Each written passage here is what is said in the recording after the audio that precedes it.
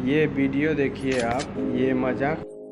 मैंने अपने फोन पर अभी अभी खींची गई तस्वीरें देखी, फिर भी ये उतना रोमांचक नहीं लगा, इसलिए मैं अन्ना के पास गया और उसका अभिवादन किया। फिर मैंने नाटक किया कि मैं अपनी सीट उसे दे रहा हूँ। आसपास देखकर ये सुनिश्चित करने के बाद कि कोई ध्यान नहीं दे रहा, मैंने तुरंत अपना फोन निकाला और अन्ना की छाती की तस्वीर खींच ली। मुझे लगा कि किसी ने नहीं देखा, लेकिन अगले ही पल वो लड़की अचानक खड़ी हुई और मेरी ओर आई। उसने कहा, मुझे पता है तुमने मेरी तस्वीर ली, अगर तुम और हॉट केक चाहते हो तो मेरे साथ आओ। मैं ये मौका नहीं छोड़ना चाहता था, इसलिए मैं जल्दी से उसके पीछे चला गया। फिर मैं उसके साथ उसके घर गया। अन्ना ने मुझसे कहा कि वो नहाने जा रही है और तुरंत वापस आएगी। मैं बिस्तर पर उम्मीदों के साथ लेटा था, लेकिन अचानक एक आदमी कैमरा लिए अंदर आया। उसने कहा, उसके कपड़े उतारो। मैंने पूछा, तुम कौन हो, तुम क्या कर रहे हो? टोनी ने पूछा कि क्या मैं सेक्सी तस्वीरें लेना चाहता हूँ। फिर उसने मुझे अपने कपड़े उतारने को कहा ताकि मुझे पता चले कि चुपके से तस्वीर लिए जाने का एहसास कैसा होता है। मैं उस पर डर गया था। मैं सब कुछ समझाना चाहता था, लेकिन टोनी मेरी बात सुनना नहीं चाहता था। उसने मुझे धीरे धीरे खिड़की की ओर धकेला। मेरे पास कोई रास्ता नहीं था, इसलिए मुझे खिड़की से कूदना पड़ा। मुझे लगा कि सब खत्म हो गया, लेकिन मेरा फोन अभी भी वहीं था। मैं जैसे तैसे लंगड़ाता हुआ घर पहुंचा ही था कि डोरबेल बजी। दरवाजा खोलते ही टोनी को वहां देखकर मैं डर के मारे सहम गया। मैंने दरवाजा बंद करने की कोशिश की, लेकिन टोनी ने कहा कि वो सिर्फ मेरा फोन लौटाने आया है। सच ना जानते हुए मेरी माँ ने टोनी को अपने जन्मदिन की पार्टी में गर्मजोशी से आमंत्रित किया। मैंने उसे रोकने की बहुत कोशिश की, लेकिन टोनी पहले ही घर में घुस चुका था। खाने की मेज पर मैंने फुसफुसाकर पूछा कि वो असल में चाहता क्या है। टोनी ने टेक्स्ट में जवाब दिया। उसने मुझसे मेरी माँ की अपस्कर्ट तस्वीर लेने की मांग की। मैंने टोनी से पूछा कि वो मेरी माँ की चुपके से तस्वीर क्यों चाहता है। उसने कहा कि वो अन्ना का पिता है और क्योंकि मैंने उसकी बेटी की चुपके से तस्वीर ली थी, वो मुझसे बदला लेना चाहता था। उसने कहा, ये तुमने मेरी बेटी के साथ किया नीच। अब ध्यान से सुनो, या तो तस्वीर लो या अपने माता पिता को सच बता दो। मैं उस पर फट गया था। टोनी ने जानबूझकर मेरे कंधे पर जोर से थप्पड़ मारा। मैं घबरा रहा था, हालांकि मुझे नहीं पता था कि क्या करूं। मुझे एहसास हुआ कि मैं अपनी माँ को चोट नहीं पहुंचा सका। मैंने सच बताने का फैसला किया। मैंने कहा कि आज बस में मैंने अपने बगल में एक खूबसूरत लड़की देखी। टोनी ने कहा कि वो उसकी बेटी थी। फिर उसने कहा कि उस वक्त एक बदमाश चुपके से तस्वीर ले रहा था। तुम्हारे बेटे ने उसे पकड़ा और सबक सिखाया। उसने मेरी बेटी की इज्जत बचाई। मुझे उम्मीद नहीं थी कि टोनी मुझे बेनकाब नहीं करेगा। इसके बजाय उसने मुझे हीरो का सम्मान दिया। मैंने उससे पूछा कि उसने मुझे बेनकाब क्यों नहीं किया। उसने कहा कि मैं अपनी गलती समझ चुका था और जिम्मेदारी लेने के लिए बहादुरी से खड़ा हुआ, क्योंकि गलती करना डरावना नहीं है, घबराना है बदलने से इनकार करना और जिम्मेदारी लेने की हिम्मत न होना।